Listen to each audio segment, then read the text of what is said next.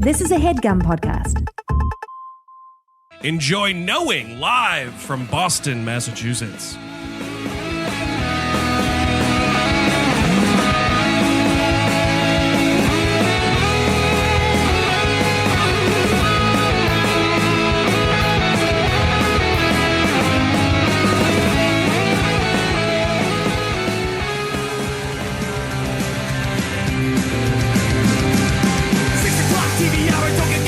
Massachusetts, what is happening? Holy shit! Are there any aliens in the audience?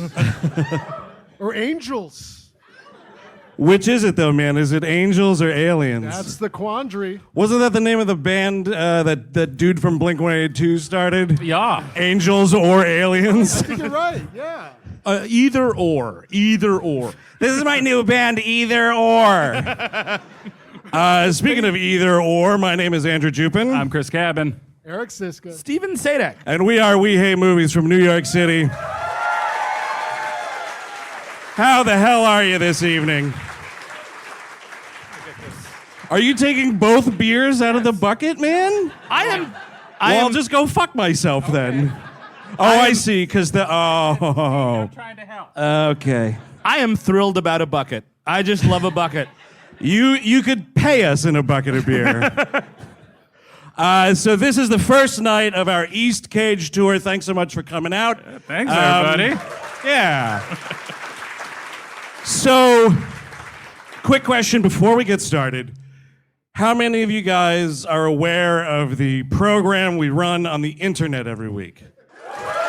Yeah. Oh, phew. Okay. Lot of internet fans. Yeah.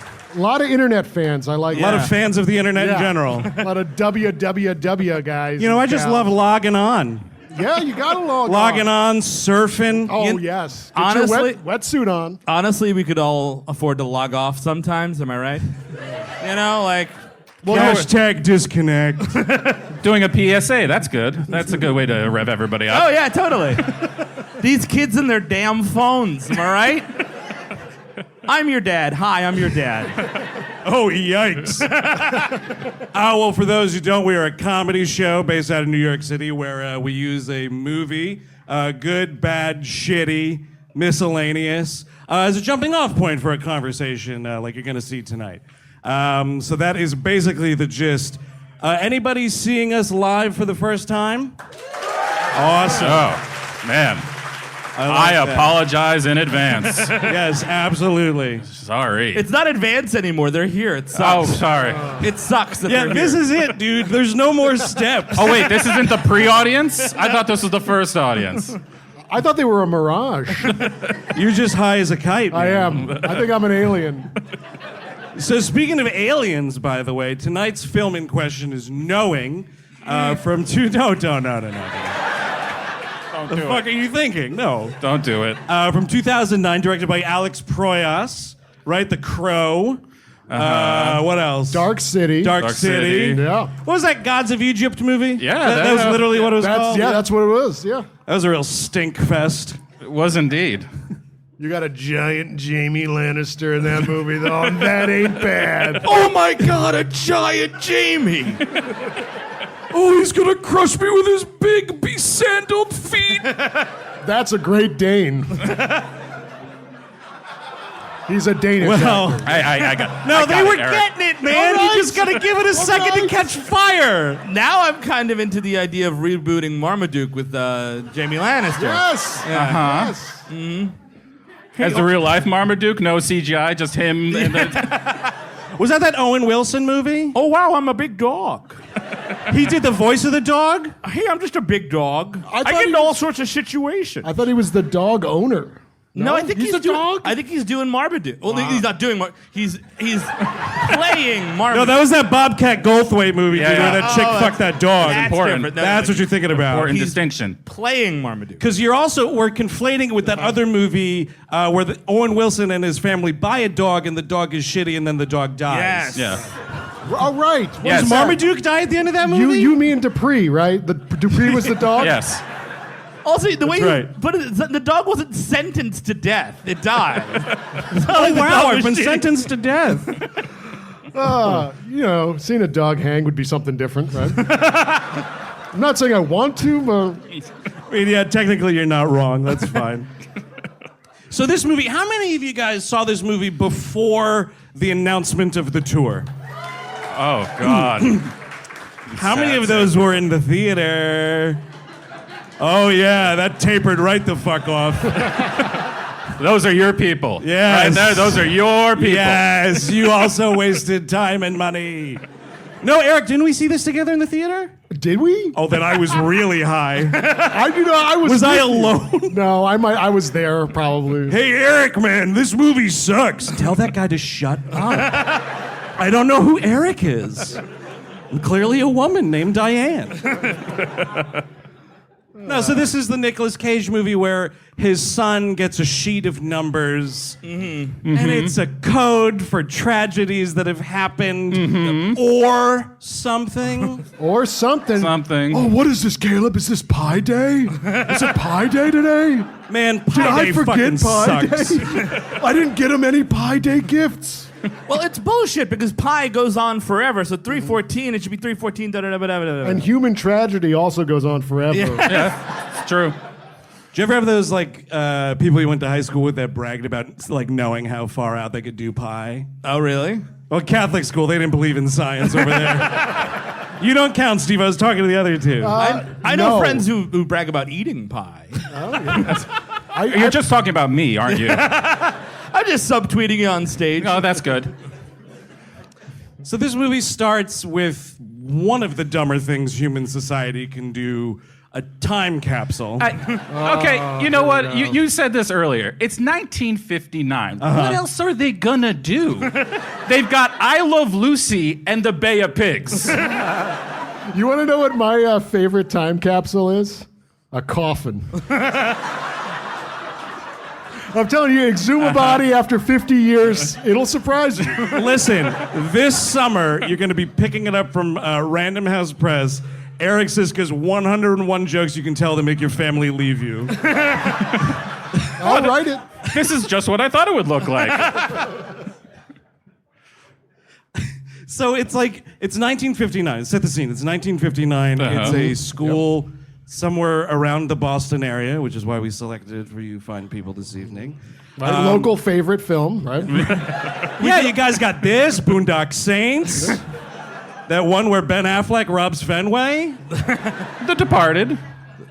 Oh, The Departed. I didn't want to bring that one up, though, man. Okay. Trying to do the deeper cuts, knowing. But also, you should. I mean, you could also do this episode in Australia, which is where the movie's filmed. Oh, yeah. And it's so Australia. It's There's crazy a throughout kangaroo in the background. Dude, the whole movie, all those Bostonian extras are like, crack! I meant, oh, fuck. If you see a kangaroo, it's an alien, okay? Or an angel or whatever this is about. Look, it's got a gooey sack right there. I'm reaching my hand in this alien sack. Ew. Yeah, no, it was meant to be gross. Sometimes this show gets gross. Wait, Yahoo Serious is a person? It's the teacher, and she's like, oh, we're opening this new school. It's 1959, and everyone got polled for a great idea about how to celebrate this. And Lucinda had the best idea, which was a time capsule. Ooh. Like barn dance wasn't used. No, or barn burning wasn't used. Barn burning wasn't used. A raffle could have been fun. How about a nice bake sale? Sure. A sock hop. Oh, Everybody loves a sock hop. But the time capsule's so expensive. They went all, listen, if you're a school administrator and your student is like, oh, a time capsule is a great idea, here's what you do. You get a stack of index cards and a fucking shoebox. And a shovel. Yeah. That's all you need. Guys, it's 1959. The principal probably had an old bomb from the big one. Just hollow it out. It's a dud Well, that's what anyway. I'm talking about, man. It looks like Magneto built this fucking thing. There's this cement hole in the ground in this canister, and there's fucking dry ice. Yes, Charles. Let's bury it for 50 years. Maybe they'll understand us then. And usually when you're doing a time capsule, right, it's shit that's important to you. Maybe toss some baseball cards Sure, a in. newspaper would be fun. Yeah, any old garbage like that. Your dead hamster. Sure. Get Fuzzy in there. Fuck it. Yeah. Maybe he'll come back from the dead. Oh, dude, you could cask of Amontillado that hamster. Just bury him alive. I told you to stay in your cage, Fuzzy. Now look. You got capsuled. Future generations will be in awe of you. But instead, this school's just like, here's some construction paper, do a bunch of shitty drawings your parents would throw out anyway. And that's what's in the time capsule. That really needs to be stressed. These are the shittiest drawings I've ever seen. Even by kids' standards, this is garbage. You should make a great art teacher, you know that? I would. Shit. Listen, expelled. This is supposed to be a dinosaur. That's a green circle. What the fuck are you doing? Kids, they gotta learn art criticism sometime if they're ever gonna be the next Picasso. Well, he would be the number 10 contrarian art critic of all time. That's right. Yes, I would. But Lucinda is like a psychic girl or something. Because everything in Boston and in the New England area from Stephen King times, how many psychics are in the room right now, out of curiosity? Because, I mean, every fifth person in a Stephen King book is psychic. Yeah. In some capacity, like reading minds, telekinesis, But maybe. this is different because the sun is talking to the girl, right? Yes. I think that's what that's what I gleaned from it. She's staring at the sun. Not Yeah. supposed to do it, by the way. No. And it's like whispering her numbers. Numbers and like, just 2 scoops of raisins. Right? Yeah. I think I caught that. Yes. Little Raisin Bran plug in this movie. Sure. It's a balanced breakfast. You might want to consider it. This girl looks like she needs some sun, though, because they cast like the girl who was rejected to play the girl in The Ring. Yes. She was on the short list. And they're like, no, don't go outside yet. We've got another project for you. Stay in your cage. But I mean, maybe that's That why... didn't actually happen. It did happen, and that's Australia for you. Yep. But so she fails this assignment. It's like, draw a picture that you like. Fails hard, dude. She writes all these numbers, and this teacher's like, well, this is bullshit. It's not even Pi Day. It's not even by day. I'm not going to put this in the time capsule. It's just going to confuse people. See, this is a teacher after my own heart. This is bullshit. Get it out of my classroom now. No, but she does put it in the time capsule is the thing. And thank God, because otherwise, I mean, no movie. Yeah. Yes, Shorter movie. Thank God. It takes, speaking of this time capsule, it takes 2 guys to put this thing in the ground. No, 2 dude. guys. No, dude. It's because those dudes are union. Oh, okay. All right. Oh, you got a time capsule job, huh? It's a minimum of a time and a half. 8 hours at minimum. 2 guys. Oh, no, 3. You got to get the foreman in there. Whoa, wait. You're going to use a shoebox. Oh, no. Got this Xavier canister. We stole it from Magneto. Say what you want about those guys. That's why you got weekends. You're absolutely right, dude. So they bury it, and she gets some more messages from the sun. She escapes. I mean, she's talking to the sun. By the way, I love that this movie, the whole end of the movie, spoiler alert, is like the sun destroys everything. I think the sun's the bad guy. The sun's the bad. Total villain of the film. But they set up the sun. Like, right. They introduce the sun. Oh no, he's set up. The sun is framed by these aliens. Oh, I see. At MIT, you get the backstory of the sun. Exactly. Oh right. Nicolas Cage is a fun professor, and he likes to throw models at you. Models. This is MIT. This is what they do. Models. In an astrophysics course at MIT, he has posters. I think I saw a kitten one. To be fair, if you didn't set up the sun and its powers, it would just be a Mary Sue, which you don't want. Dear the internet, the Mary Sue sun that I saw in what would have been a flawless film otherwise. And it's just heating the whole planet the whole time. I mean, it does a solar flare, and we don't see it training to do solar flares. All right, that's it. I'm editing out the sun from this movie and re-releasing it online. Now Man, that dude sucks. Now it's not like a Marvel movie anymore. Aw. It's the demarvelized edition of knowing. The sun's dark. Now it's the moon. It's the moon. The way it fucking should be. God damn See, it! now, if the moon was talking to this little girl, we got ourselves a werewolf movie, my friend. That'd be amazing, right? If she turned into a werewolf? Hey, little girl, don't you want to change into a monster? Two scoops of moon cheese. Oh, ew. Oh. But the son's I giving heard her myself say that. I'm sorry. The son's giving her all sorts of bad juju. She hides in a closet and starts scratching into the walls like an animal. Not into the walls. What is she doing? She's scratching at the door. She's scratching at the door. Scratching at the door. Scratching at the door. Scratching at the door. See Ghost Rider Spirit of Vengeance. Another Nicolas Cage classic.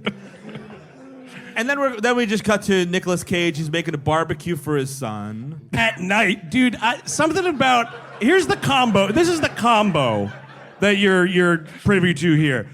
At night, barbecue, he's chugging red wine, making hot dogs? And we later find out it's a famous hot dog dinner? Dude, anytime someone is like, oh yeah, Granddad's famous hot dog recipe, that old fuck just boiled it in water. Yeah. There's no famous hot dog recipe. It's famous because I put them in the microwave. When you're a highly functioning alcoholic, hot dogs can be famous. I went all the way to the trouble of making you hot dogs. That Nathan was a lush. But what is it? What he calls it? He's like, Hot dogs on the run. that I think is just you will eat these and instantly get diarrhea.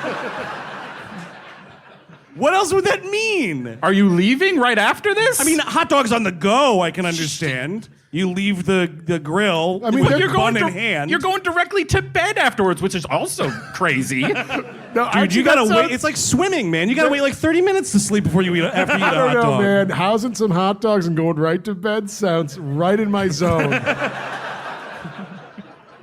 And his son comes out. They have a nice little talk. He informs him that he's a vegetarian. He's like, "When are you gonna fucking tell me, man?" Which I love. Why don't you inform the guy who buys the groceries, stupid child? I just did, idiot. That's what's awesome is this little turd kid, he claps back, and he claps hard. He tells that Nicolas Cage to shut his fucking mouth, man.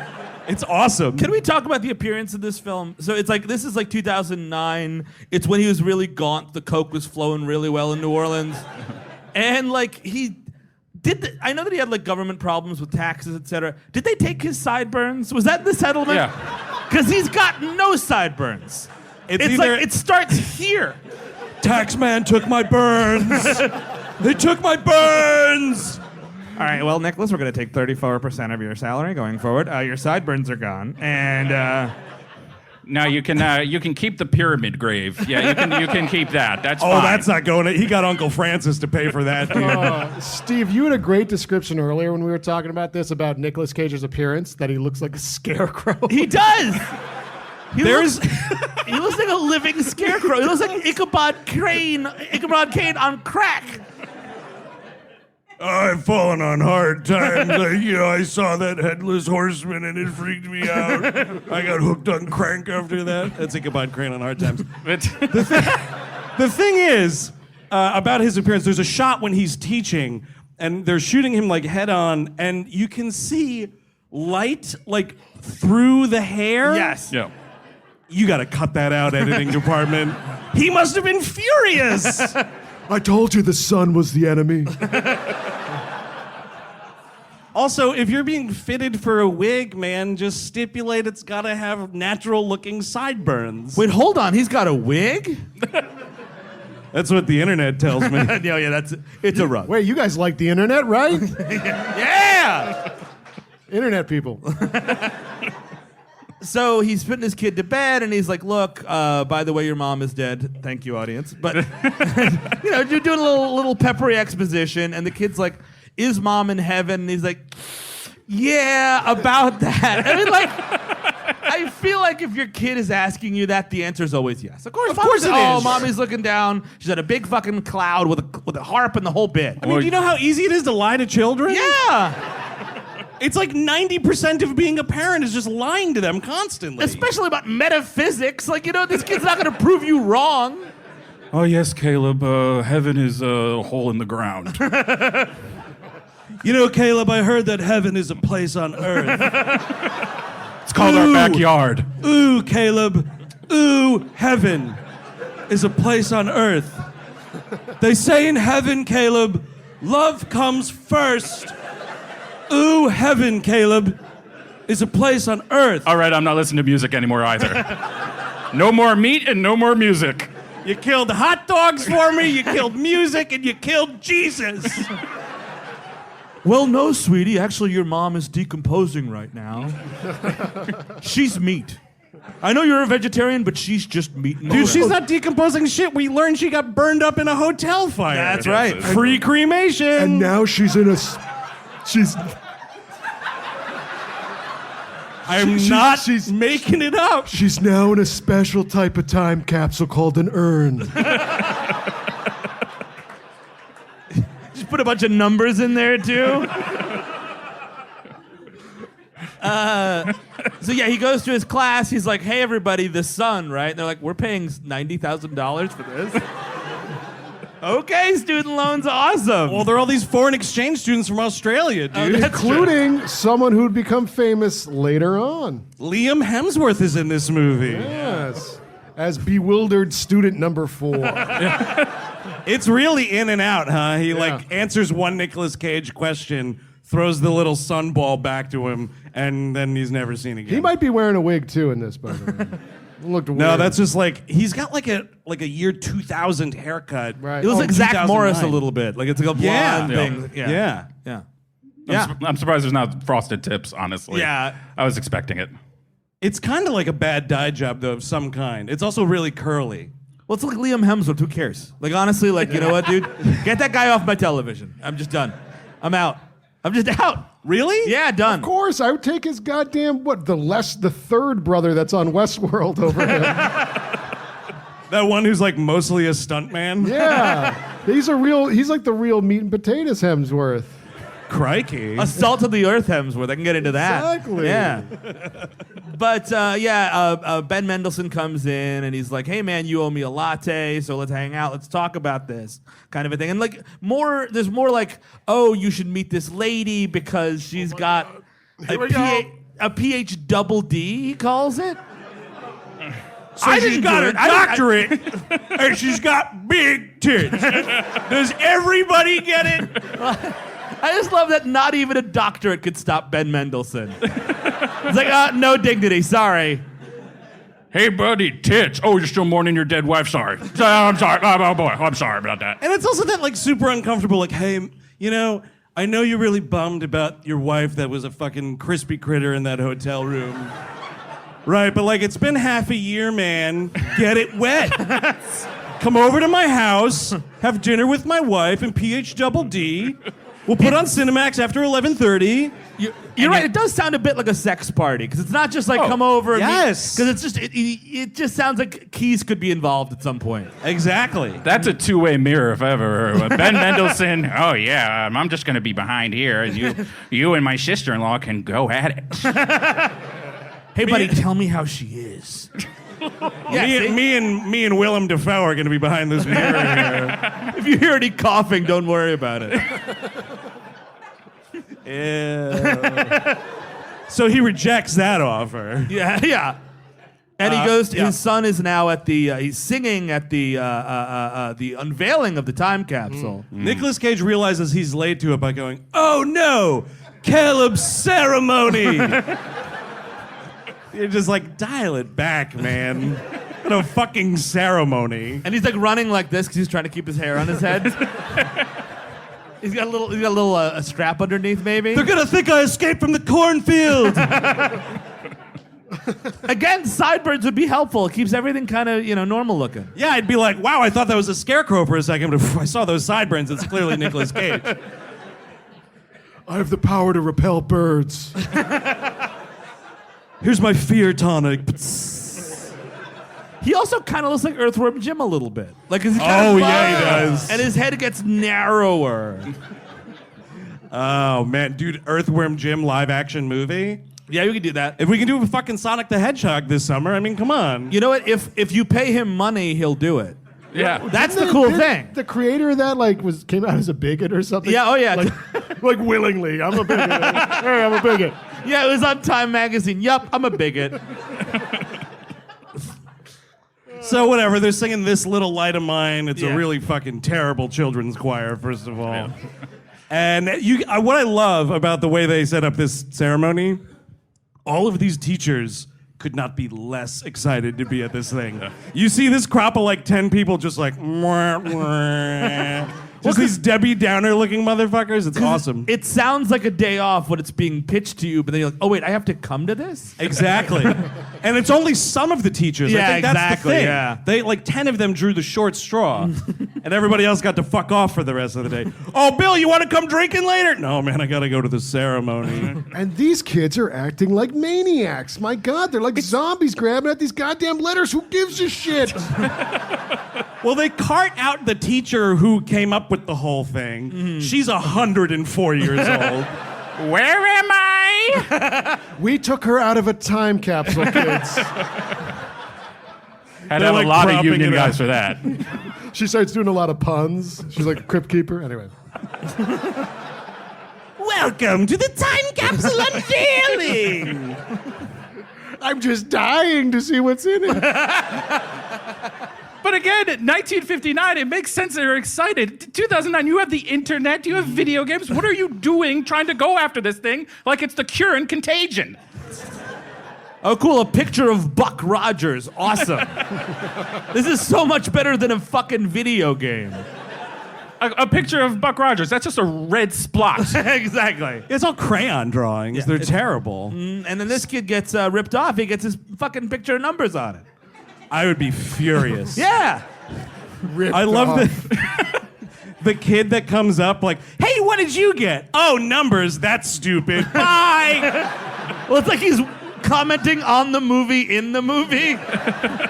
He should show up later. Yeah. Oh wait, they're angels or aliens? That's Alien stupid. angels. Bye. Wait, Rose Byrne's in this movie? Yeah, bye.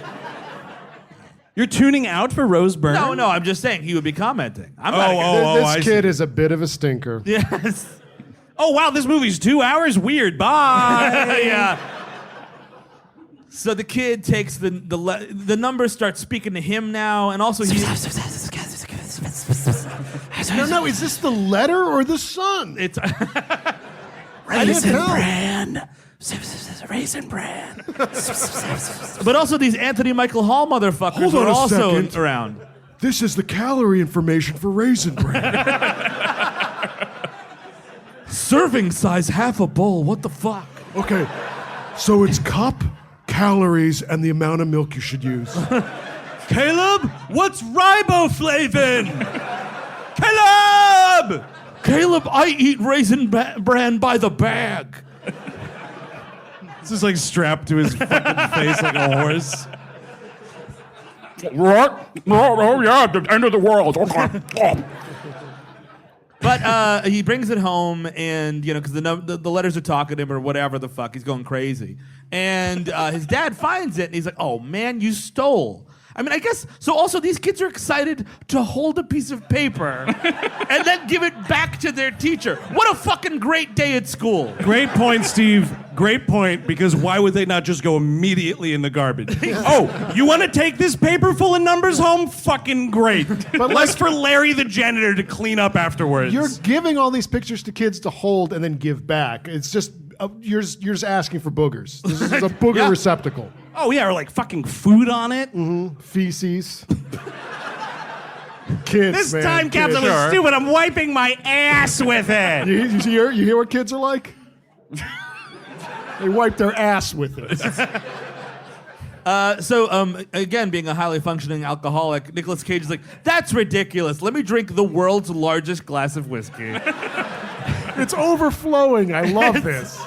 You never found yourself in that position where you're pouring out like a couple of fingers. Yeah. You get distracted by a mysterious thing of numbers. You overflow the fucking glass. At this point, just chug, man. Do the yeah. bottle thing. It's a little more dignified. Yeah, I mean, drinking out of a bottle is way more dignified than what he does, which is having to slurp it off of the carpet. I thought that's what I did. That's the only That's me way. in college, pardon me. That's the only way I could have a beautiful mind and see the numbers work. Now they're just dancing. Dancing on the page. Whoa, Caleb, look away. These numbers are 69. The numbers he notices because he puts this enormous cup on it and makes a ring, and it's 9/11/01, and he's like, well, that seems familiar. Where, oh, where have I seen those numbers before? I was supposed to never forget something. He has to Google it. He does. And to be fair, he's from Massachusetts. Oh, wow. Yeah. What a fucking asshole. I just want to let you guys be involved in the show. No, but what's hilarious is, like, of course, that's what they have to use to ground it in, like, oh, fuck, this piece of paper means business. And it's the only one we remember. You can't use the date the Titanic sank. You know, when was Waco? Nobody cares.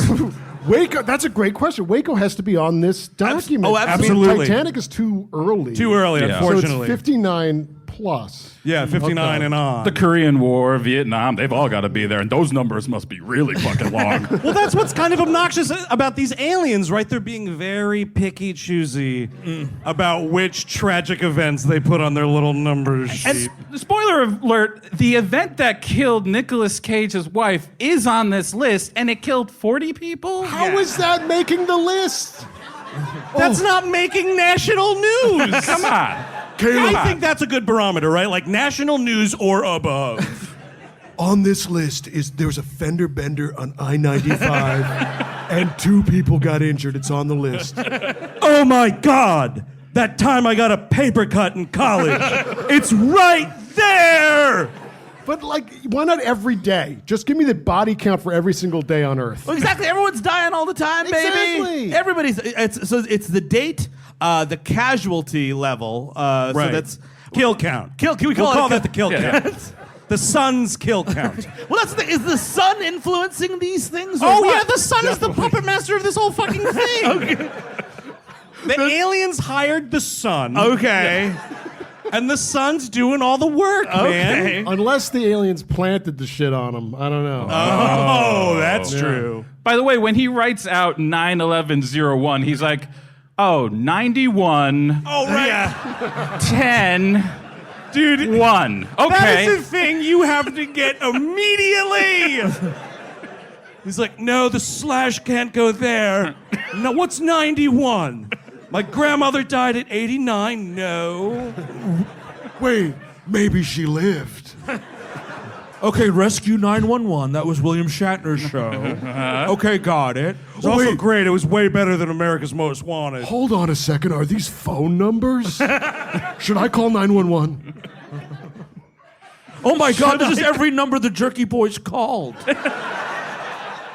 It makes perfect sense. Yeah, I'd like to speak to whoever's in charge. Yeah, the sun.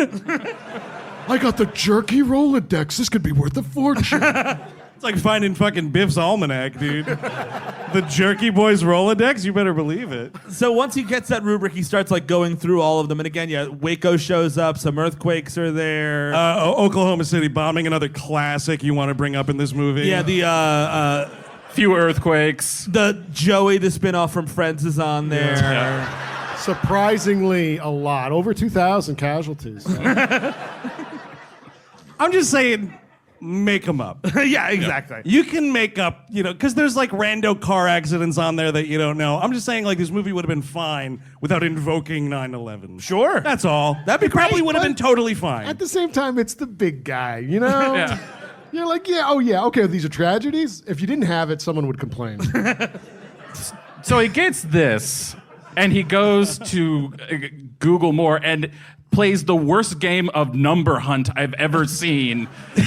And he's doing all this while drinking constantly.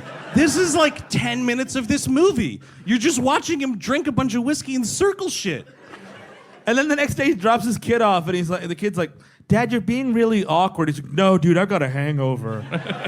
Yeah, I'm awkward. Yeah, I'm very awkward today. I'm so awkward that I'm wearing sunglasses all day. You've been really awkward since Mom burned in that fire. And awkward a lot. I'm awkward. I'm going to eat a bacon, egg, and cheese and go back to sleep. That's how fucking awkward I am, Caleb. Dad, you have a job. No, I don't. Not today, I don't.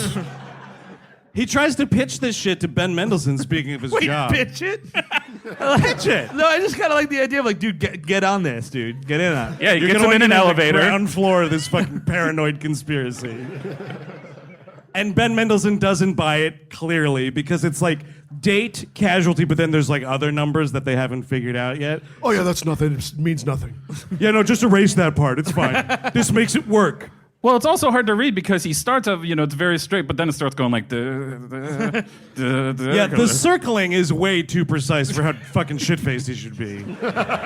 Wait a minute. Those numbers are the numbers of everyone who fell off of Royal Rumble. Oh my God. Oh, my God, it's got every WrestleMania and SummerSlam. Right there, the one on the top left. Yeah, there, that's the one where Foley took the belt. Oh, my God. I cracked it. Bam Bam Bigelow got hit by how many chairs? I told my buddy Bam Bam he shouldn't get hit with that many chairs. That's gonna cause some brain damage, buddy. And then look what happened. He got a tattoo on the back of his dumb head. By God! WrestleMania is in the same breath as the Waco disaster. This ain't right. Yup, and you could tell that this conspiracy really works out because my governorship is also listed amongst the tragedies. Yup, there's the day I took office. It's right there. Yeah. It checks out, guys. It checks out. I'll be talking further on my Russia TV show with Oliver Stone's son. Oh, Jesse the Body Ventura. I love that guy, man. He's great. He's a real hero. Gullet and all. That skullet is beautiful. You know what? Cage should embrace the skullet. Yes! Can you imagine? It would look so bad good. Can you fucking seriously imagine if Nicolas Cage had a skullet? Right? Does everybody know what a skullet is? Oh my God. Now, wait a second. Okay, so a skullet, ladies and gentlemen, because that was not enough of a round of We are applause. going to take out a razor blade. One volunteer from the audience. It's when you have like the male pattern baldness where it's like the horseshoe, but then you let what's left of the shoe grow into a ponytail and leave it forever. That's... It's a hot look. I'm going to tell you. It's a really, it's a rousing look. It's a skullet. Yeah, it's a reverse Padawan. It's the only way. It's the only way you could be bald and have long hair at the same time, which seemed counterintuitive, right? Like, Yeah, I'm defying physics with this haircut, buddy. It proves that physics is bunk. yeah, my head's an oxymoron. What of it? The fuck did we get on Jesse the Body? Oh, WrestleMania. Yeah. Sorry. Bam Bam Bigelow's. And this is what happens. Sometimes we just go off on these tangents, which is fine because knowing. So he realizes, oh my God, tomorrow is going to be one of these tragedies. So I better get drinking. I better get drinking so that when tomorrow comes around, I'm drunk enough to drive to the scene of the fucking accident. But he's kind of like having an Oscar party about this thing. He's got like snacks, like his kids going to bed, and he's like, yeah. Dad's got to stay up and watch the news, and he's like watching. And it's like there was a car accident. He's like, oh, that's not enough, Dad. He's getting bummed out that people aren't dying. Because he's got the number. He's searching for 81, and he's like, oh, 64, fuck. By the way, what convinces Ben Mendelsohn that he might not be completely crazy is he takes out a folder, and I'm calling this his dead wife folder. Because he just has all these printed out from the internet websites about the thing that killed his wife and just shows it to him. He's like, now do you believe me? Yeah, here's what InfoWars said about that fire.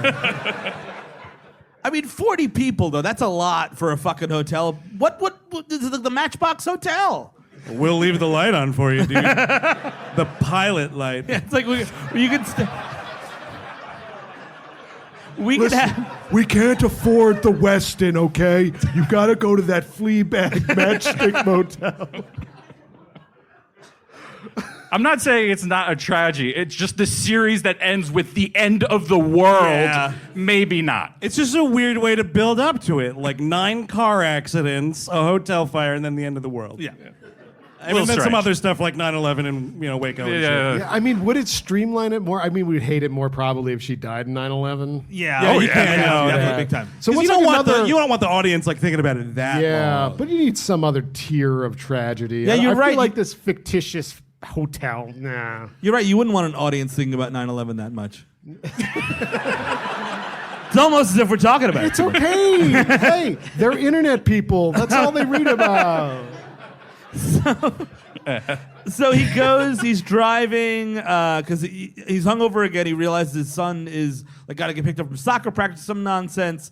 And on the way there, he comes across a traffic stop. And he's like, well, this is a big inconvenience. Yeah, well, and this screenplay is genius. Because it sets up a little bit of red herring here. Because what is causing this traffic stop I love this. is like a tipped over like oil tanker truck, and you're like, oh, Yeah. here it comes. Okay.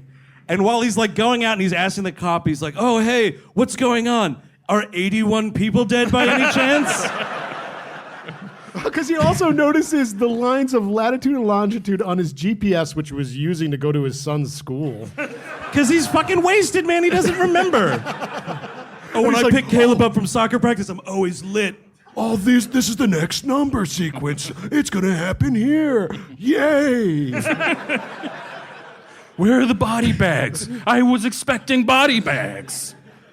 And all of a sudden, out of nowhere, this sideways plane falls on him. Are you fucking kidding me? And they don't even hear it. It's just like it sneaks up on them.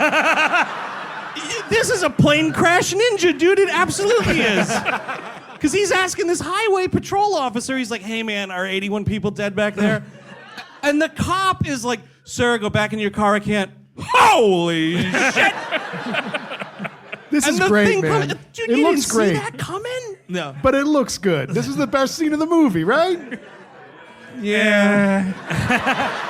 What the hell do you people like? Looks like a. I don't know, man. That subway disaster coming up's pretty That's cool. true. It That's looks like true. a scene from Raccoon City, And Wait, everyone. what is Raccoon City? Resident Evil. Oh, okay. Oh, sorry. And everyone on the plane was covered in gasoline, obviously. All right, we're about to hit 30,000 feet. If you look under your seat there's a little canister of gasoline. We encourage you at this time to pour it all over your body. Quickly and as thoroughly as possible. Make sure you pour it on yourself first before you pour it on the baby next to you. Yeah, that's grim. Well done. Well done. And Which is what they would end up being is well done. Yes. Well done, dude. Well done to you too. everyone's running around on fire, like so many people. Speaking of Resident Evil, man. And Nick Cage is like, hey, what's happening? Hey, stop. Talk to me. Hey, did you know No about running! Do you know No about- running! Do you know about the numbers in the sun? Like, I'm on Oh, you're fire. a pile of grizzle now? Oh.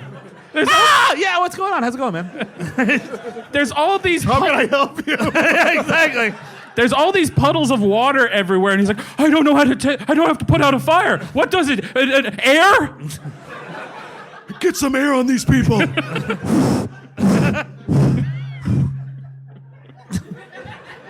Oh, he's been dead for minutes? Oh, okay. He does rub. There's a blanket out of nowhere that he throws on this dude. I don't know where this blanket came from. If I'm burning alive, don't do it. Wait, don't throw a blanket on you? No, I don't know where it's been.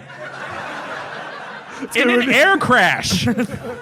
Well, you're the pr- flames all over your body will sterilize that shit, dude. Oh, that's true. A blanket in a barren field. You know what that's for, or what that's been used I for. assume it was from the plane. Oh, okay. No, dude, Steve's right. It's a fuck blanket. Exactly. Come on. It's clearly a fuck blanket. Oh no, I let down on my duties as a scarecrow and the teenagers came and fucked on this field. Oh, no, they're fucking in my cornfield. No! No, a plane crashed in my cornfield and oh. The scarecrow's not doing anything about that, man. Yeah, I don't Doesn't need. control air disasters. I thought I could scare birds, including air birds. You know, airplanes. They're birds, right? Isn't that that's like an Air Force term? Yeah. Not those famous seabirds. So he's freaking out, and he starts like giving some guy bad CPR. He's like using his elbows. And the paramedics run by and they're like, "You killed him!" He's like, "I had to make it to 81. I only counted 80. He had to die. He's just a serial killer trying to complete the code. He's got little notches on a notepad. That's the other thing too about these tragedies. Like, how do you count? Sometimes it takes people a couple of days to die. Like, does that count or not? It should. For the purposes of this film, no. Okay. No, it's like Day of Dead. Dude. Single impacts only. Exactly. See Ben Mendelsohn, this is mapping out single impacts only. So you're just counting opening weekend then? Is that what you're saying? Yes. Which Yeah, is that's right. We don't movie- care about the foreign box office, dude. This movie was #1 this weekend. How? Slow week for the movies. Yeah, March 2009. Yeah. Well, you know why? It was fucking people like me blazed out of their minds going to the theater. And apparently me. Or maybe not, dude.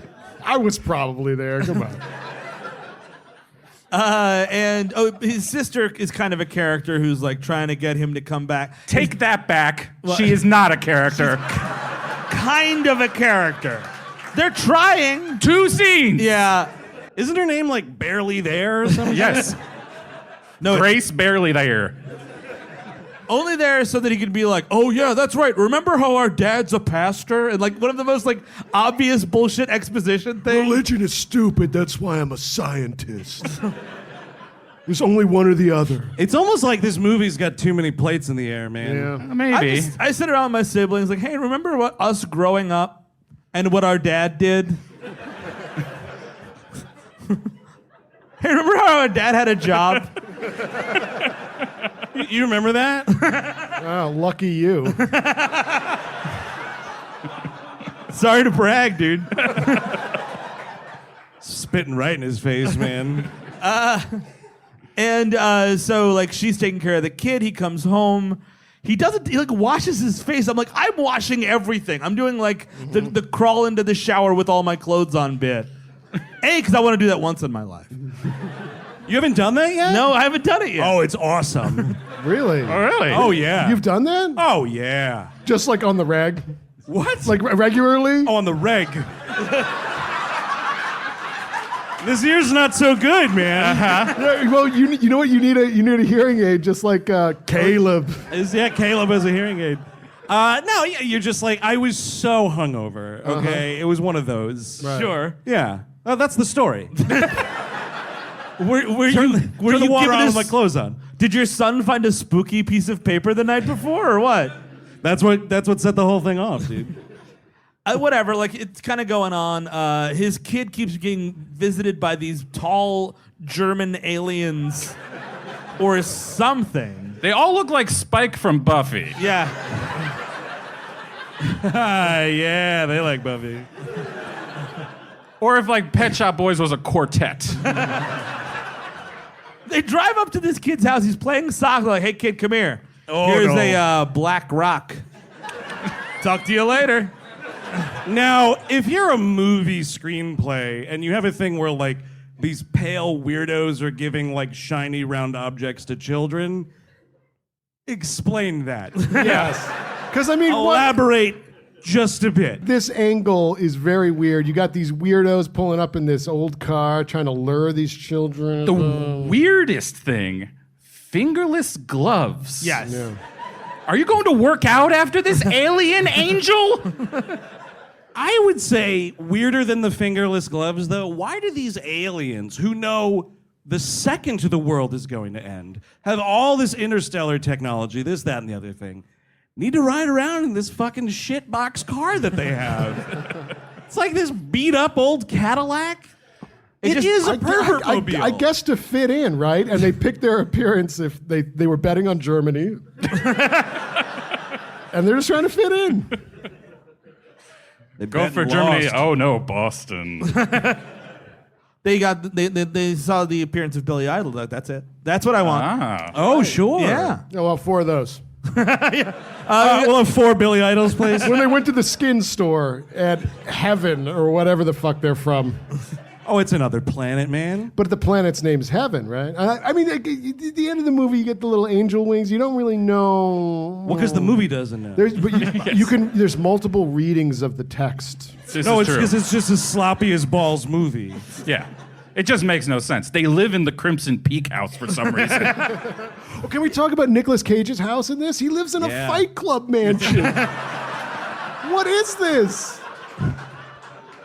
Like, the kitchen looks like the Property Brothers had a once-over on it. And then every other fucking wall in this house is water stains and holes all over the place, fucking chipped paint. Well, maybe it was like a fun project for him and his wife, and then Oh. I was like, yeah, right, we'll do the right. kitchen first. Then oh no.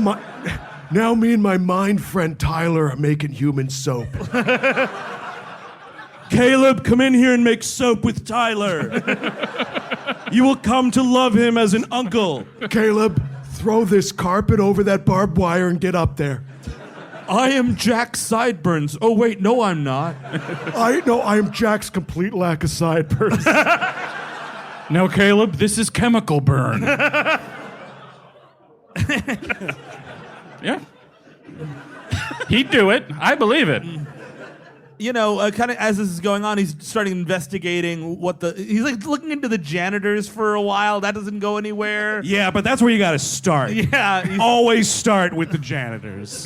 He meets the teacher. He finds out that the woman, the girl who wrote the numbers, died, but she had a daughter, Right. who's Rose Byrne. So he takes his son. Spooky.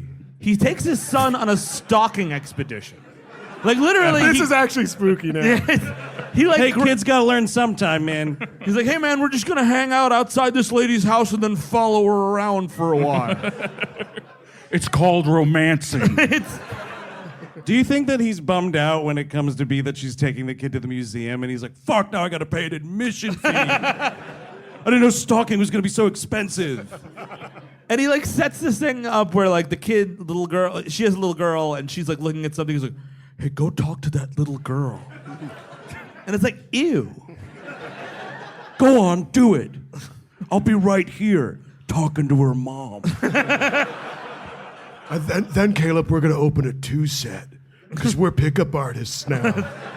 Hey Caleb, bring your arm cast. You might need it to look more vulnerable. And put on this felt fedora. Keep your eye open for an old couch. Yeah, well, that's where it's going, man. But he starts talking up Rose Byrne a little bit here, and he's like, how about that bear? She's looking at his stuffed polar Yeah, bear. yeah, I love in her, that like scene. And she's instantly creeped out, rightfully so. Yeah. Well, she's trusting at first. Like, she's kind of like, oh, okay. Yeah, he disarms her by going like, is that your daughter? And he's like, oh my God, why? Dear Lord, why? Oh, because my son is talking to her and looks like they're getting along. Maybe we could be mommy and daddy now. Dude, the line is, it looks like they're already best friends. No! They're gonna be, because I ain't leaving by your side ever. Till the end of the world, whatever your name is. Just 3 days from now, I'll tell you that in a minute. And they go out for a nice milkshake. You know, the things are going well until he's like, I know when your mother died. She's like, oh no. This always happens to me. I meet a nice guy, and he found mom's piece of paper. Fucking 4th time this week, man. Also, by the way, milkshake at a museum like commissary? Yeah, he's broke after that. Yeah. What do they put bourbon in it or something? That's like an $18 garbage milkshake. Have you ever eaten at a museum? It's fucking trash. And he doesn't even like. He goes right into it. Like they talk. Oh, I'm widowed, and she kicked her husband out, I think. And he's like, yeah. Anyway, your mother knows what the end of the world looks like. Okay, lady, now listen to me. Which is what he goes for, but it's like, he's a widower. His story tested through the roof on Seinfeld. That was a perfect answer. That's a date. That's a second date situation. You bring up that you know how her mom died and all that. So that's like a second There's date. no time, man. The world is ending in 3 days. You could do a day date the next day. It won't, maybe. I mean, Follow-up day date? That's tough, man. it's tough, but it's possible. The science is there. So you know how like your mom was knowing stuff? Now I'm knowing it. So maybe if we knowed it together, we'd be able to crack the code here, lady. Knowing. They say knowing a lot in this movie. Quite a lot. And instantly she's like, Diana, we're going. Yeah. And there's a scene at this museum Yeah. cafeteria. It's uncomfortable. She's screaming, he's screaming. She leaves him in the dust. It's all like my skin was crawling. The end of the world, whatever. That subway thing, whatever. The plane on fire, whatever. He says, like, this horrendous douche Joe moment in this movie for me. He's like, 130 people are going to die tomorrow. All right. Yeah. What do you want me to do about it? What the hell? Well, she rightfully is like, and? And she goes to, he has to go to New York because that's where the piece of paper told him to go. Didn't tell him anything. He's just like, if it doesn't happen, I'm going to be there to make it happen. Exactly. That would be the fucking awesome twist of this movie, is that he finds out, like, he's in the position he has to cause the thing. Yeah. And he's so desperate to make the numbers work that he does the thing. That'd be actually. That would be awesome. That'd be something. This movie does Anything. nothing. Nothing. This movie does nothing It's instead. got angel aliens later. So it's a subway disaster that he keeps calling the FBI. He's like, it's gonna happen, man. This is not a crank yanker call, okay? Click. Well, that's the one realistic New York thing, is he runs up to a police officer. He's like, didn't you get my letter that the terrorist attack is going to happen today? She's like, yeah, buddy.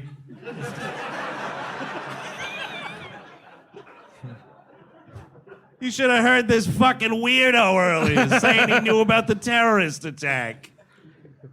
So that terrorist attack happens. The alien terrorist attack happens. Well, Which is a train derailment, and it is pretty boss, all right? We get to see some POV of train hitting businessmen. Dude, it's subway cam, dude. And if you ever commuted in Manhattan, you won't. I'm surprised that Nicolas Cage isn't like, oh, I've been to New York City. Oh, there's too many people anyway. It's fine. But also, he's like running around chasing this one guy that like is jumping over things. Like you think that this guy, again, like it's obviously a red herring or whatever. You think this guy's got a bomb or something. He's just got some like bootleg DVDs. Like, dude, it's not worth it. You wouldn't steal a car, would you? So why would you steal? Why would you steal a movie? Piracy is not a victimless crime. Or maybe it was the day after he saw that ad. He's like, oh fuck, the heat is on. Now I got the scarecrow fucking chasing me. The FBI? Fuck. That warning was real? $5,000? And yes, this thing is massive. It looks like that scene in Die Hard with a Vengeance a little bit. I wanted Sam Jackson to come out and go, duck, asshole! Which is the best part of Die Hard 3. And like he goes back, like, and this is kind of the movie that I want, which is like Nicolas Cage chasing and watching disasters, not affecting disasters, just kind of being present. Well, it's Twister, but with casualties. Like mass casualties. Yeah, or he's it's a death chaser. It's like Crash or something. He's getting like a sexual thrill off of this. That's something they don't delve into, and I think the screenplay should have done it. I agree. Whether or not he's horny watching all of this. You never know. I think he definitely is. Yeah, I'm going with a yes on that. Yeah. It's been a while. His wife's done. So, he gets his juices flowing again. And he was about to take the date with the PhD lady. That's true. So he's already thinking about that. He's ready to go. So he comes back from New York, and Rose Byrne is there. She's like, wow, you were right about that disaster, so now I want to hang out with you. Oh, cool. What a cool boyfriend I could have. Exactly. What a catch. She's gonna sitting die on next? like the stoop of his house with the daughter. Yeah. In case she needs to be studied by him because he's an astrophysicist or whatever. Oh, is that why? I don't know. I mean, he was asking about her. Now she's just offering her up. Now, Caleb, the first rule of romancing, you take pictures with the sound off on your phone. You can hear the clicks. It'll give a dead giveaway. So whatever, they drive to like her dead mother's fucking cookhouse, whatever this thing is, in the fucking woods, the meth lab, / conspiracy theory center or whatever. / home. Yeah. And one of the great mysteries of the movie is on the paper at the bottom, it's not a number, it's 2 E's. And the whole movie, I'm thinking Ethan Embry's dying at the end of this. But it turns... that can't happen. Can't Hardly Wait is my favorite movie. We have to save Ethan Embry. But it turns out to be everybody else. So we're safe, right? I read it said everybody else. It's not me, I'm reading it. It's everybody else, it's not me. It's everybody else. It's good to know that these alien angels know English perfectly after just talking in numbers, and they're just like, yeah, and everyone else at the end. Well, they know how to look sexy dressing up like fucking James Marsters, dude. Yes. Or was the kill count so high, like such a string of numbers, Lucinda was just like, oh, fuck this. My hand's getting tired. Everybody else. Etc. Somewhere around here is where You can't yada yada billions of people. Why not? Well, then you yada yada over the best part. Which I think is the But thing. they're worthless.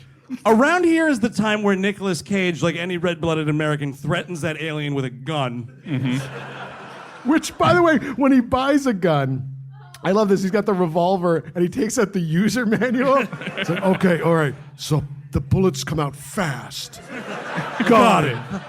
You put the bullets in the gun. Okay. Oh, okay. So I don't spit them at them. Okay. Interesting. Good end, bad end. Good end, bad end. Wait, these bullets don't talk. Roger Rabbit's full of shit. Good day, bad day.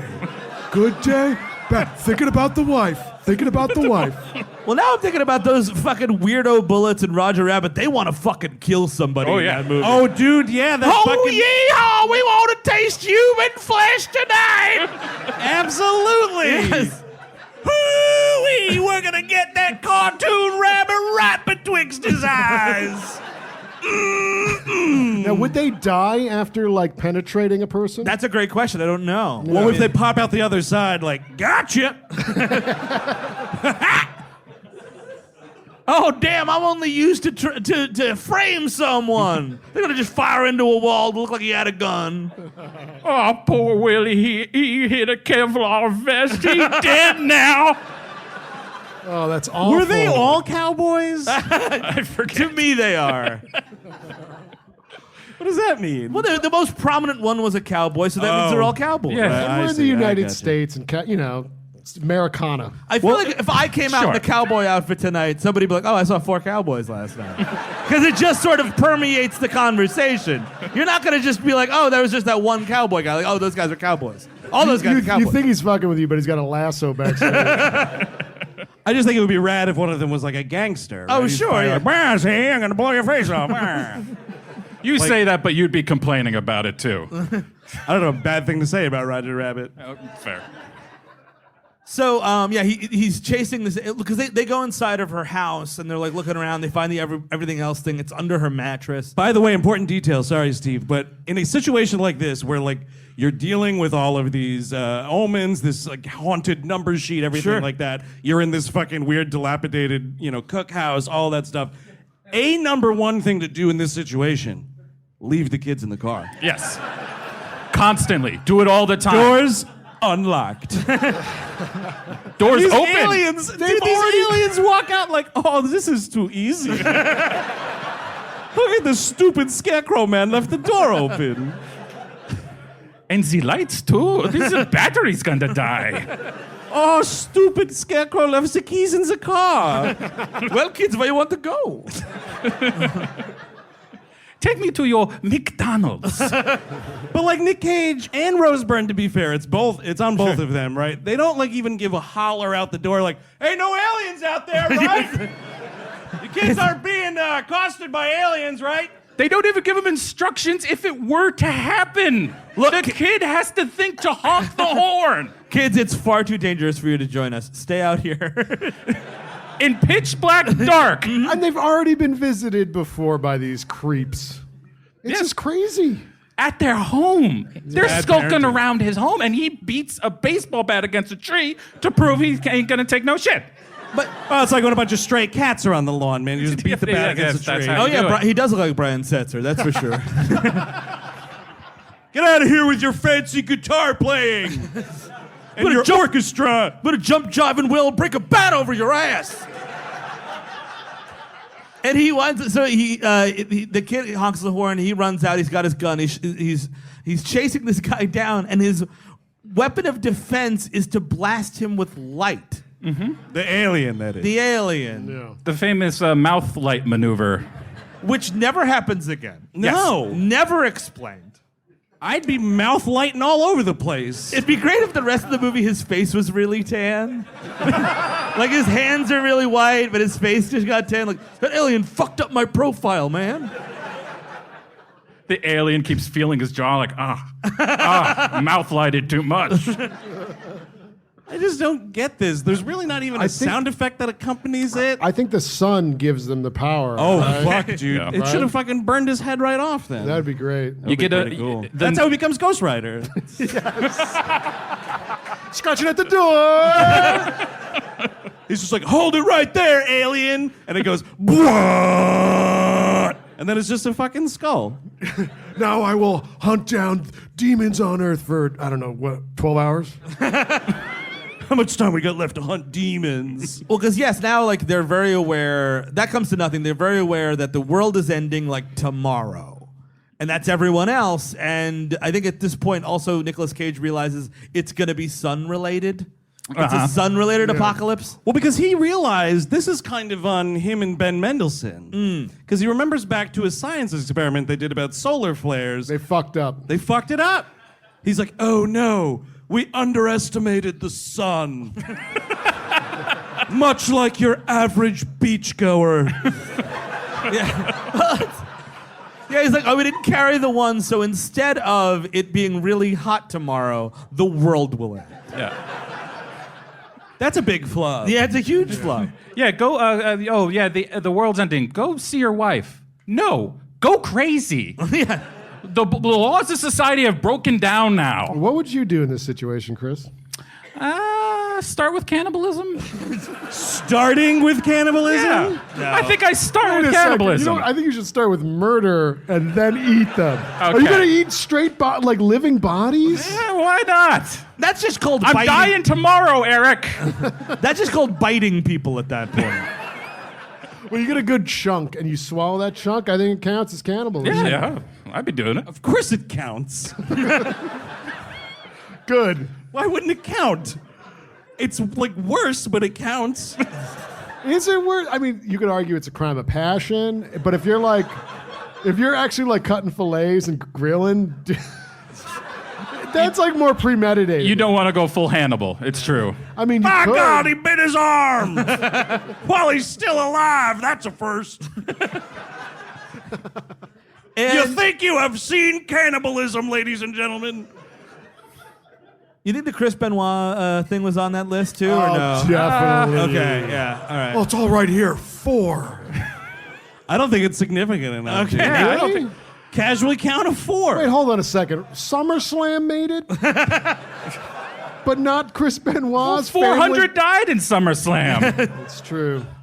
So yeah, he's like, hey, Ben Mendelsohn, the world's ending tomorrow. It's sun-related. Go talk to your wife. He's like, okay, cool. Goodbye, movie. Thanks. Thank you for having me. Rose Byrne, this is what doesn't make sense. Well, one of the things that doesn't make sense about this movie. Rose Byrne overhears him. Like, Nicolas Cage is staring out a window, a green screened window. Nothing is real in this movie. I guess the sun doesn't set in Australia. And he's looking out this fake window and he's like, man, I can't believe I missed the end of the world. And she's like in the doorway, like, the fuck did you say? And starts crying and runs away. And I'm like, he's been telling you the whole time. But it's not even that. It's the look of like if he admitted he kissed someone else and she was his wife. It's not like a holy fucking shit. Yeah, it's like the she's all that. Was I just a fucking bet? But instead, it's just the fucking end of the world. And the apocalypse was just a bet. It was just a stupid bet. Ben Mendelsohn's in the corner going, so the sun is kind of like a Death Star. It's become a Death Star. Ladies and gentlemen. We stand here amidst my apocalypse, not yours. He was talking about this all day. Orson Krennic, man. Big Krennic fan. And Rose Byrne is like, well, maybe. Okay, so the sun is going to melt the entire Earth. What if we went inside of a cave? And he's like, we'd be damp, but we'd still die. Mommy dead and damp, dude. HBO documentary. But like at first Nicolas Cage is on this tip and he's like calling his dad and he's like, Dad, you've got to get to like a cave or maybe a sewer. And I'm like, dude, I'm good with the Lord. I'm not going to spend the last days covered in shit. Damn, he didn't go for it. I hated my father so much I wanted him to be boiled in sewage. That's right, old man. You died in a shit stew, baby. Yeah. I'm not the penguin. I'm not going to go into a sewer to die, all right? Well, what I love is I think, and this is Nicolas Cage. This is not me saying this, Certainly. but I think it's a thing where he's like giving the options in what he considers descending order. Because he's like, all right, Dad, you can go in a basement, the sewer, or the T. And you're like, wait a second. The subway was last? Crawling around in shit, and then the subway. Okay, Nicolas Cage. Boiled alive in shit or baked alive in one of those cars. Yeah, no, I'm going with the shit. I'll boil in shit. I'm fine. Me and the Teenage Mutant Ninja Turtles will all die. How bogus, we're being boiled alive. Turtle soup. Splinter's hair singed off, man. Look, it's a hairless rat. It's so fucking cool. Shredder, get into the Technodrome. We'll go to the center of the earth. Then they'll rule upon the ashes. Dude, that's the crossover event this movie needed. Shredder, not like this. Not like this. Dude, if you want to make an audience shit its pants, you have a terrible end of the world movie like this, and then bam, the Ninja Turtles pop out of nowhere. Fucking 5 stars! 5 stars for that movie. Pizza Dude's got 5 minutes.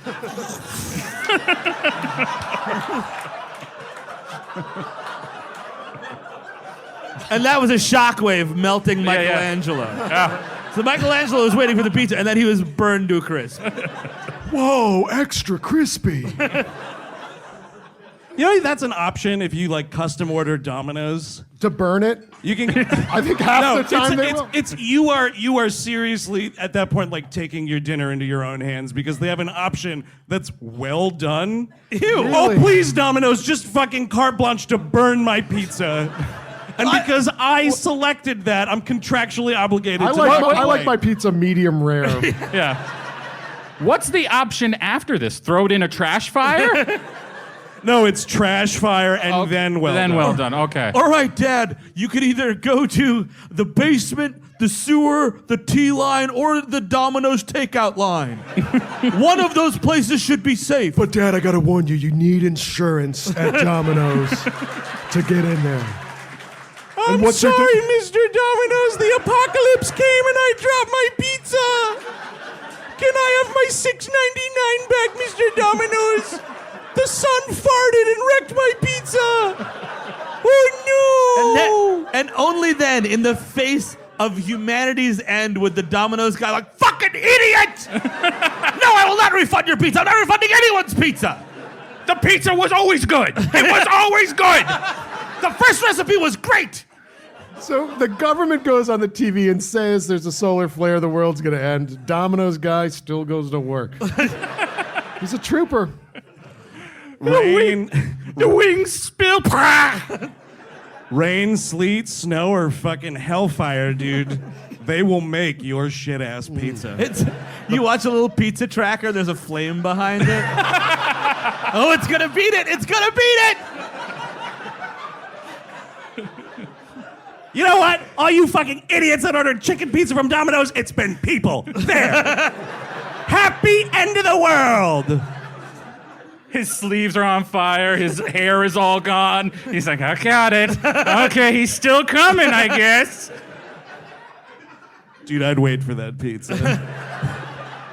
So the plan is we're going to go to the caves, but Nicolas Cage then realizes the one thing that the woman, the little girl, didn't put on the piece of paper was the coordinates to the place. But that would be scratched into this door 50 fucking years ago. Like, how does he even think of this? Because it's like, okay, the world's gonna end. You know, what are those GPS coordinates? I don't know, exactly. fucking Earth. Everywhere. That's all the EE. It's everyone else and everywhere else.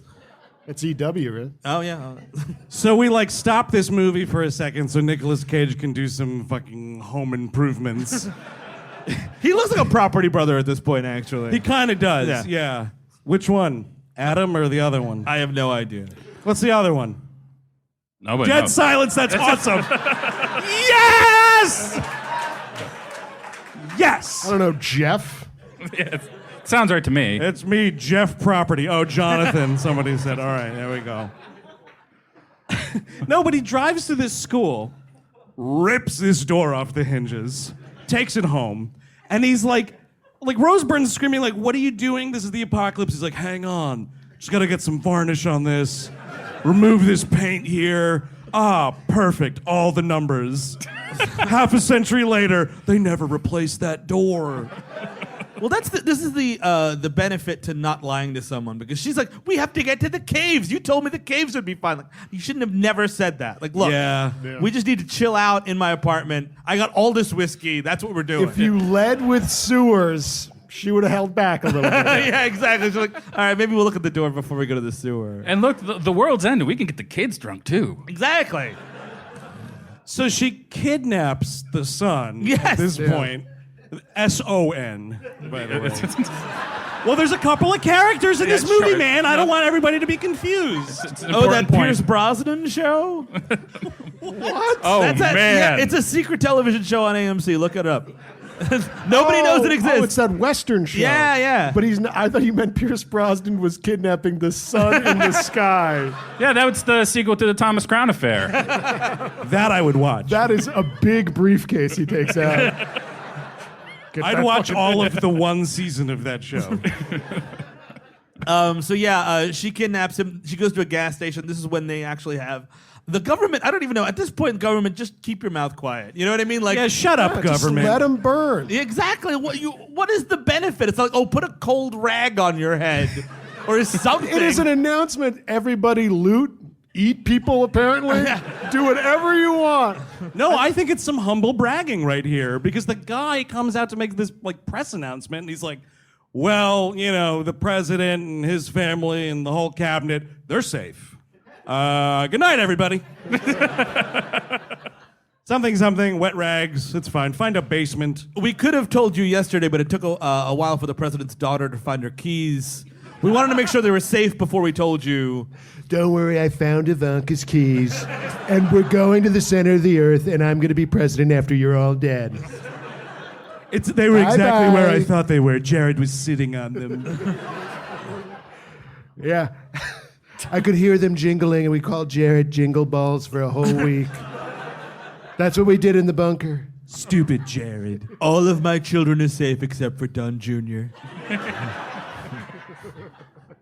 What's a baron? Oh, I guess two of them are not safe. I chained them to the White House lawn and left them to die like a dog. Sure, Melania's coming. Sure. Wait, which one? Fuck it. The important thing is the Domino's got here on time. We have a secret Domino's lab beneath the Earth's crust. It's a deep dish crust. That's where they put all the human flesh on my pizza. We saved the fast food And the college football team defeated too. The college football team. Whichever. Congratulations, college football team.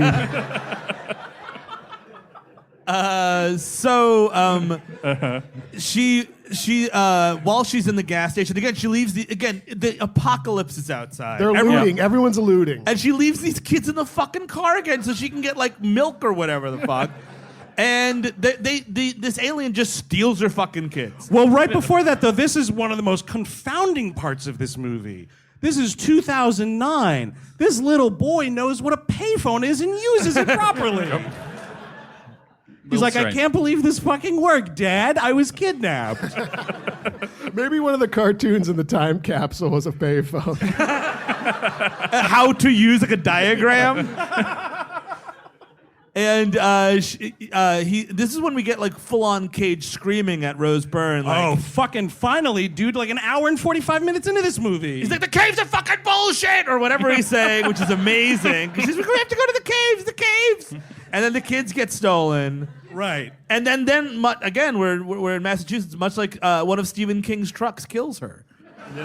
This is outrageous. Like, the screenwriter was like, oh, who did you get to star in this? Oh, Rose Byrne? Oh, well, I have a secret vendetta. Give me 1 minute. I'm going to rewrite this. The apocalypse is mere hours away. And he couldn't wait to fucking ice this woman. She's driving along chasing this fucking Swedish alien, and she gets T-boned by a Mack truck. I would like to kill Rose Byrne. His big hands are steering the car. His big human hands. That freaked me the fuck out, that guy. Of course it did. That's not for children. That fucking Muppet with human hands, my God. But so he could like cut the vegetables safely and whatnot. Yeah. You know? Some expert puppeteering. It's important. It's just fucking weird to look at. I am the only Muppet that can play a guitar. I'm sure there was a guitarist in Dr. Teeth's Yeah, that band. makes Oh, sense, sure. yeah. Janice Wasn't was there? playing guitar, I think. You And know being the high as name? I know two. I know Dr. Teeth and Janice. Okay. You don't know Animal? Oh, an Animal, of course. Excellent drummer. Excellent Well, Animal drummer. was like more of a solo artist, but he dipped in with that's them. true. He had his own thing. He's like Levon Helm back there. Exactly. Yes, Yeah, exactly. There we go. Pulled into Nazareth. So That was a joke for about 3 people in this room. And if you got it, you have great taste in music. see, the cool Two thing of them is were on stage. this will be broadcast on the internet later, and then 3 more people will laugh. That's the Hey, power. the band. That's neat. Yeah, it's the power of the internet. Thank you, internet people. So Nicolas Cage just gets to her to watch her die. Yeah, just in time, dude. And like, I'm kind of surprised they're doing any CPR. Like again, there's smoldering hills everywhere, and they're like, well, we Yeah, got to man. save this white lady. Fucking bigger fish to fry, dude. Exactly. Fish are frying. The world is scorching Yeah, itself. of course. So where this lady put her crack shack out in the middle of right where the apocalypse was going to take place. Like she wanted a front row seat. That's why she built it there. Crack Shack, baby. It's a crack shack. Cooking all your glass, getting high as balls. It's a Crack Shack, baby. I don't know why they play that at every wedding. The Crack Shack is a little place where we can die together. Crack Shack, baby. Hey, they're playing our song.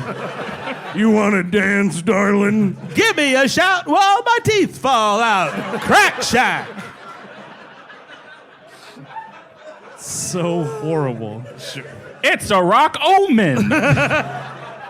So, but he gets to where this area is, and everything's kind of coming together. All these black rocks are there, which are super fucking important. And that's where the aliens are as well. Right. And it's kind of very obvious, like, oh, it's a boy and a girl. They're going to go with the alien. It's like a Noah's Ark kind of a situation. Yeah, you know what those kids are gonna do, man? Eventually. Dude, Good Lord. these are space perverts. I'm with And Eric. you know what? You're naive if you don't recognize that. someone say space pervert? Yoo-hoo! No, I'm with Eric 100% on this. What do they give them? Rabbits. What do rabbits do? Fuck. That's all they do. Now you just have to watch the rabbits. Watch what they do. Watch. There he goes. But yeah, they're gonna, I guess, repopulate humanity on Alpha Centauri or whatever, or Nintendo 64 or wherever they're going. And Nick Cage is like, room for one more or what? I eat light. I weigh 91 pounds. I don't have sideburns. There's not much to me. Look, man, I'm a scarecrow. I eat nothing but hay. You don't check any fetish box. You're too weird. Goodbye. But like this movie, it puts itself at a loss by having these aliens not say a fucking thing. Exactly. Like this is the scene where he just should start talking like, "Hey man, we've been doing the whole like, telepathic thing this whole time, but listen, you're too old. You have no fucking sideburns. I don't know what you would contribute to this new society. I just don't. I'm sorry." Or they lie and they're like, "Listen, man, we are fucking ass to ankles in this spaceship right now. This is the truth. We're gonna come back for you. Just wait right here. We're gonna send another one." It's a pretty big spaceship is all I'm saying. It's a flying rubber band ball. And this is where we see the aliens in their true form of like invisible people. It's like Dr. Manhattan mixed with a light bulb with wings, kind of a thing. It's like the person you see on like Scientology posters. Yeah. Where it's like, "Would you like a greater understanding of yourself?" And it's just like, wow. It's like a see-through like jelly person. They call him Johnny Dianetics. Oh, right. Yeah. I'm Johnny Dianetics. Yeah, Tom Cruise is the only person who's going to be able to turn into this thing at the end of it all. Boy, would my face be red if that totally happened, though. Can you imagine? You just burst into like a jelly person? He'd be very happy with those wings, I think. The invisible wings. It'd be the best thing to happen to that church, man. I'd sign up. If I saw jelly people walking around. The jelly people are now like integrating themselves into society? Yeah. There's no apocalypse. Oh, great, I'm stuck by a fucking jelly person. He's not gonna signal. Yikes. But how great would it be to like not have a face? I think it would rule. It would be kind of cool for some of us. On this stage. God damn it, I went to work today. There's a fucking jelly person at the front desk. And so on, Jake. So the idea is like, sorry, dude, no room at the end. Bye. It is such an awesome fuck you because he's done all this work. He's gone to all of these accident sites. He's circled all of those numbers. And nothing. Yeah, and he drank so much. Drank so much. So much. Yeah, like how do you want to spend your last days? Like eating well, reconnecting with your family? Nah, I just want to watch other people die for a while. Chris, and fucking break down doors. Congratulations. And eat your neighbor. Yeah, that's what, Chris, you definitely sign up 100%. for at least watching people die, bare minimum. Also. So they leave. He takes a depression nap in the middle of a field. I don't know what's going on. Dude, he's sleeping on these stones, man. It's a depression nap. It's in the name. I'm going to resume being a scarecrow. If you're not having a heart attack when you meet the aliens, you're somehow going to sleep? Wouldn't your heart just be out your chest? I mean, that's a problem with movies, man, because not enough people in these science fiction movies are shitting their pants when aliens come down. Like, what is the adult diaper situation in these movies? I can't even believe it. I know I would shit my pants. He gets sprayed with light in the middle of the movie, and he never brings it up. I'm telling everybody. Well, you know what? Fuck that piece of paper. That dude had light coming out of his mouth. It's just a little We need to reassess the whole situation. This huge spaceship comes down, not a blink. No. Not a blink. It would be closer to, you get an aneurysm, you get an aneurysm, you get an aneurysm. You're all brain dead. And so he decides to go back to civilization. He wants to go see his family one last time. He makes great time, by the way. Like everyone else is like dying and like throwing shit, and he's just kind of casually driving through the apocalypse. He's driving through Children of Men like it's nothing. Like, whatever. And he turns off, like he's listening to talk radio and everyone's like screaming or whatever. It starts to crackle out.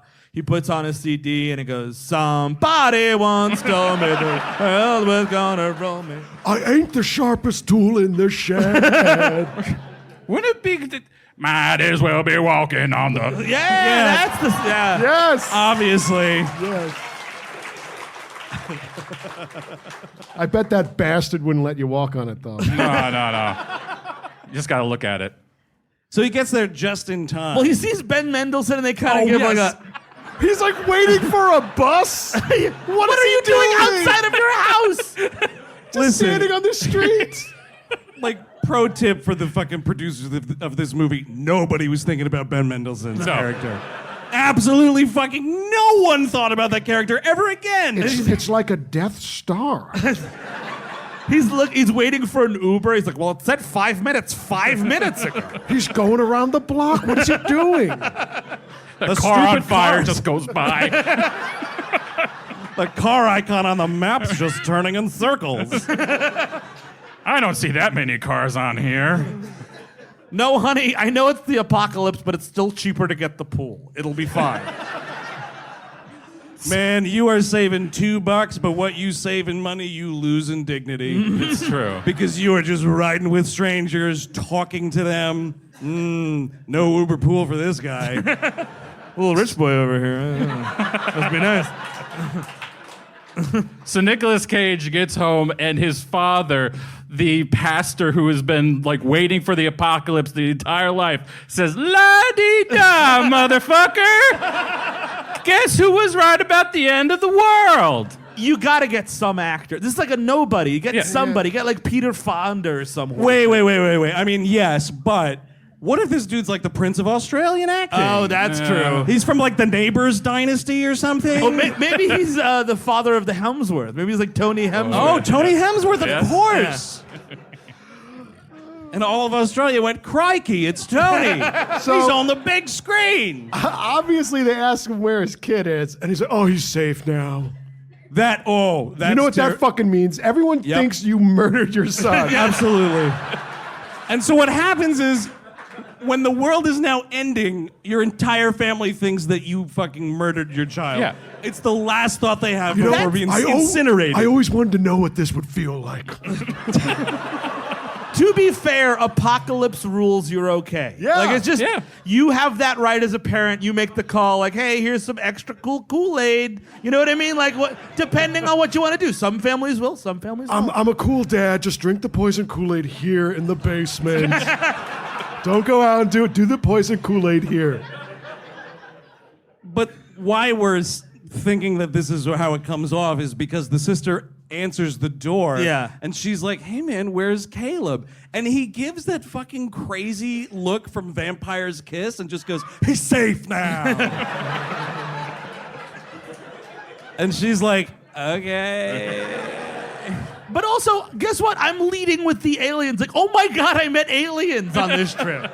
And I shit my fucking pants when I saw them. Light out of the mouth. Holy shit. No, yeah, I saw a spaceship. Well, that's true. Yeah, he does make it just in time. He tells his pastor dad that there's aliens. That dude's throwing fists. Yeah, that's true. Like, don't do this to me in my moment of Jesus. All right, sorry, angels. They were angels. That's better. His last words are, "What did you fucking say?" And they have this big, like, family group hug. I renounce science in all of its name. He does, though, because the dad goes, "This isn't the end, son." And he goes, "I know. Ing." And then it's just... He said Great destruction scenes. We get to see New York City blow up. Oh, yeah, just Love right in it. flame. And they are outdoing Independence Day, by the way. Yes. It's all 5 boroughs. This is kind of a recommend for me. Oh, fuck. You know, Eric. It's dumb, but We get the final scene is this weird, like, I don't even know, this fake bullshit cornfield where these kids are God. and their rabbits. get out of my field. Oh wait, no, it's a different planet. Yes. And the aliens, I guess, are leaving them. And like the idea is, I think other kids from other parts of the world are there, but you don't see them, so it just looks like a white alien ethno state. Like, Well, it will be especially with once these they- blonde motherfuckers picking these kids. They're gonna start killing the other kids too. Yeah. You know, so Yeah. it will be eventually. But like, here's the biggest question of the movie, man. Why do these aliens give a shit in the first place? Great question. Who cares? I think it's a practical joke. I think they took these kids and they put them on another planet that's going to blow up tomorrow. Oh, yeah. I'll go repopulate the world. Yeah, I'll see you later. Yeah, there's food. No, bring your rabbits. Bring all your rabbits. Oh, yeah, by the way, Nicolas Cage, you can't come.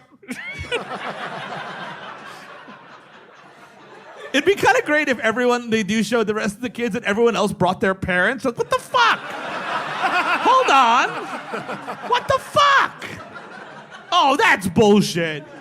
That's I'm your sorry. gym coach? You got to bring him? It was because of the gun thing. We don't let in hair pieces. Oh, shit, that makes so much sense.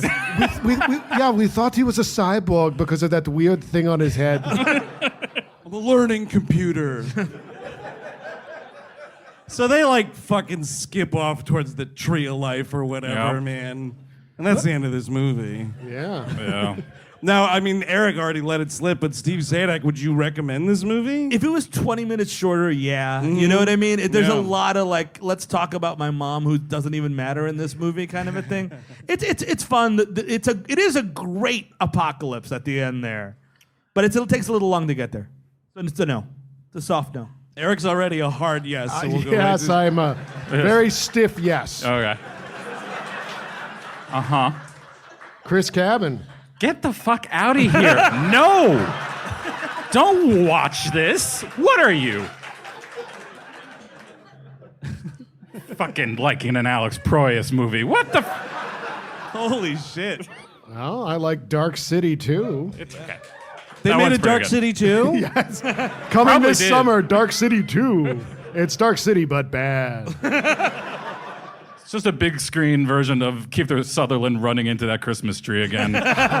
Oh, that I'd go see in Yeah, that IMAX, was it. dude. Are you kidding me? No, I wouldn't recommend this No. movie, man. Life's too short. The aliens could fucking take us at any time. God willing. So we have to start wrapping up, unfortunately. We want to thank you guys for coming out. Give yourselves a round of applause. Thank you, guys. This has been a really fantastic way to kick off the East Cage tour. So thank you all for coming out. But as tradition here on the We Hate Movies live shows, we like to read a little internet correspondence before signing off. Because, you know, sometimes the internet is the best place to find information and opinions. They know that. They're internet people. Uh-huh. All right, you guys use the internet. Webheads. So, ew, man. I'm your grandfathers. All of them combined. Oh, ew. Like a jelly person. And for those of you who are maybe seeing us for the first time or were dragged here on an awkward first date or something, first of all, apologies. Yes. And thank you For for being all of that. Thank you for being good sports. But what we're about to do is read a IMDb user review. Because why pay film critics when any fucking moron can write a review on the internet? It's damn true. Or start a podcast. Also that. Follow your dreams, everybody. The subject line of this one. This is one excellent, imaginative movie. Wait for it. Which could happen. Can you prove it can't, though? He's got you there. Yeah, no. You dead to rights, dude. But here's something, 10 out of 10 stars. Oh, wow, that's a lot of stars. That's all the stars. I'm gonna give this movie all the stars. Don't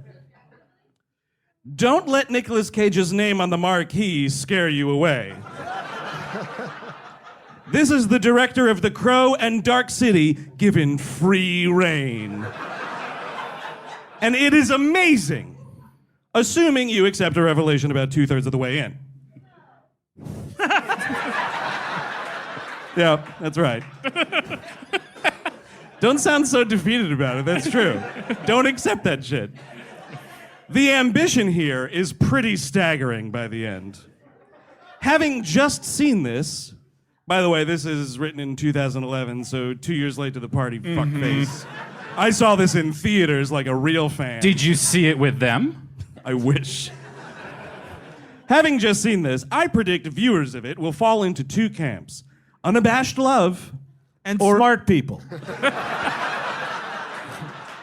an extreme dislike. Same thing. Sure. Does anybody want to guess where this dude falls? I fall into the unabashed love category and absolutely did not expect to going in.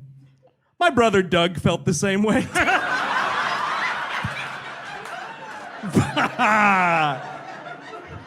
Hey, Doug, what do you think? Yeah, it was all right. Doug, I'm writing the review.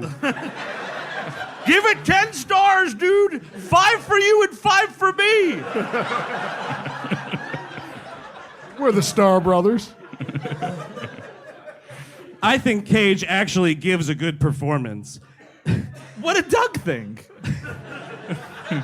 and feel like most of the criticism on his part is either residual from other aspects of the movie people don't like, or just bandwagon stuff that he admittedly wrought upon himself with multiple disasters, such as Neil LaBute's Wicker Man. We hate movies from New York City, everybody. Thank you, everybody. Thank you so much for coming out, Boston. We'll see you next time. Bye-bye. Bye-bye.